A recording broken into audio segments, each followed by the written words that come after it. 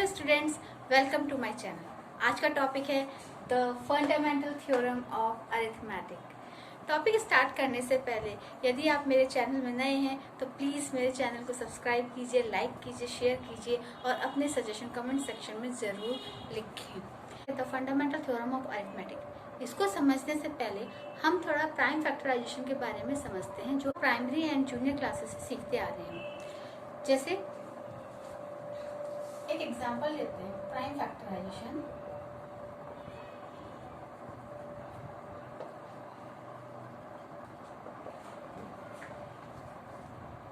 For example मैं एक number लेती हूँ 140। तो प्राइम फैक्टराइजेशन, एक बात मैं बताती हूँ आपको, प्राइम फैक्टराइजेशन को सॉल्व करने के लिए हमारे पास दो मेथड होते हैं। वो है एक तो सिंपल तरीका जो आप इस तरह से सॉल्व करते हैं, 270 is 140, 235 is 70 और 5 7 is 35 और 7 1 7। तो 140 के जो प्राइम फैक्टर्स आए हैं 2 2 5 7 मीन्स 2 की पावर 2 मल्टीप्लाइड 5 की पावर 1 एंड 7 2 2 टाइम्स आया इसकी पावर 2, 5 1 टाइम्स आया 1 एंड 7 1 टाइम्स आया तो उसमें 7 की पावर 1।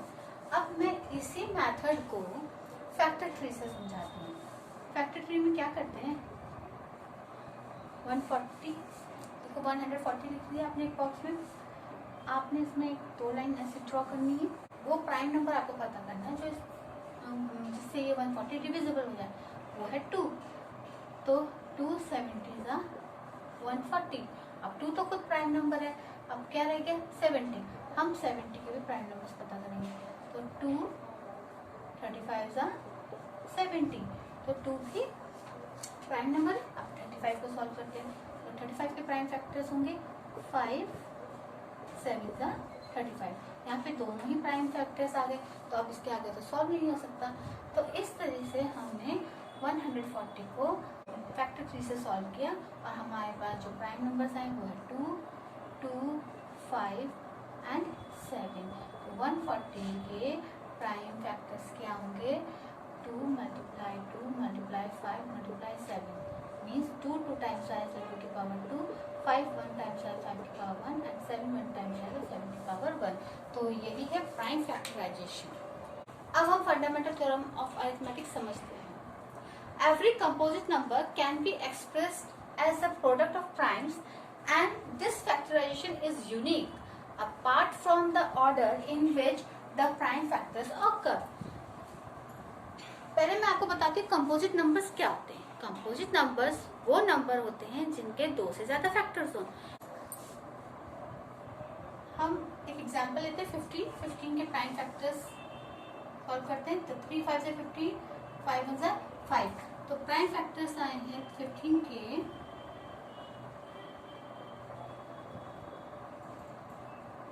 3 एंड 5।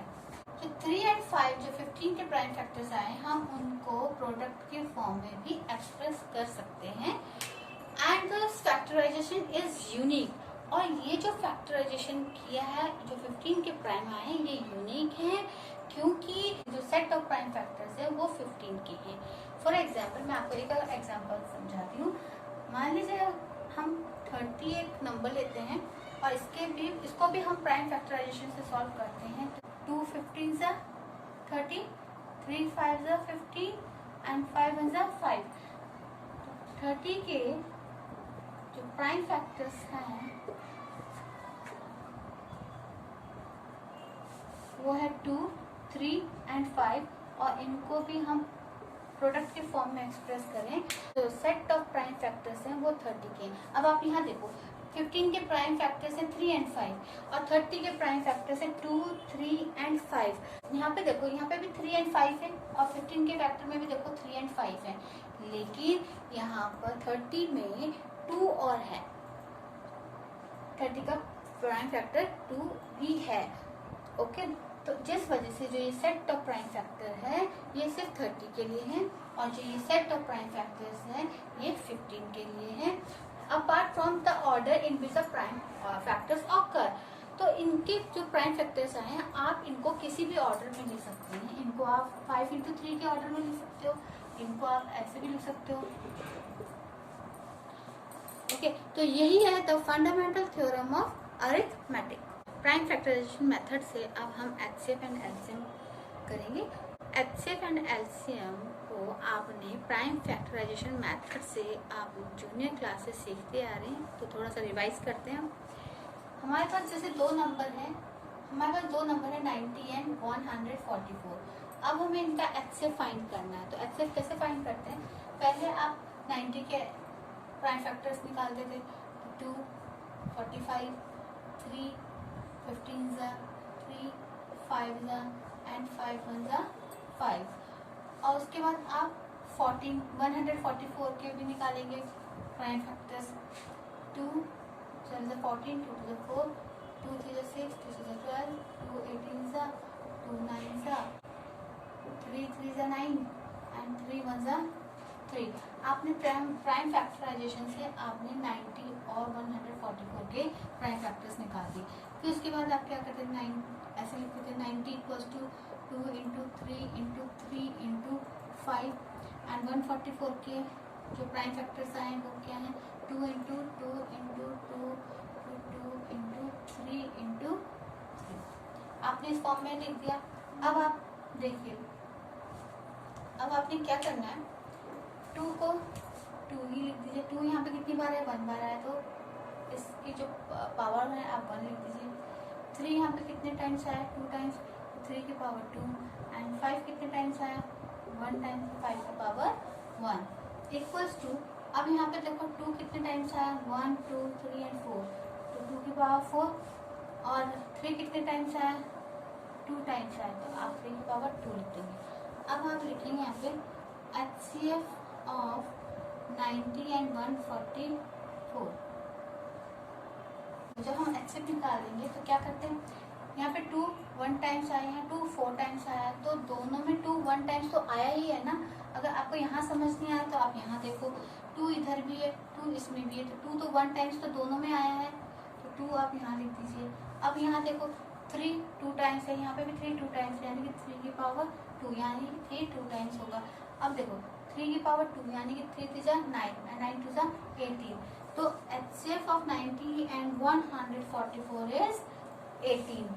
अगर हमें अब इनका एलसीएम सॉल्व करना है, तो एलसीएम ऑफ 90 144 इज क्या, तो इसमें 2 की पावर 1 है, इसमें 2 की पावर 4 है, तो जिस नंबर में एक्सपोनेंट, जिस नंबर में पावर सबसे ज़्यादा हो वही लेंगे।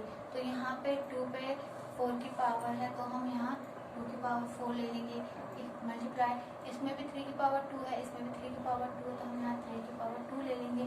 और फिर है क्या क्या 5 की पावर 1 5 है।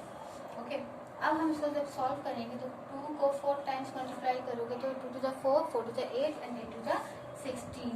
ओके, और 3 की पावर 2 है, यानी कि 3 to the 9 मल्टीप्लाई 5, और इसका जब हम इन सबको मल्टीप्लाई करेंगे तो आंसर आएगा 720।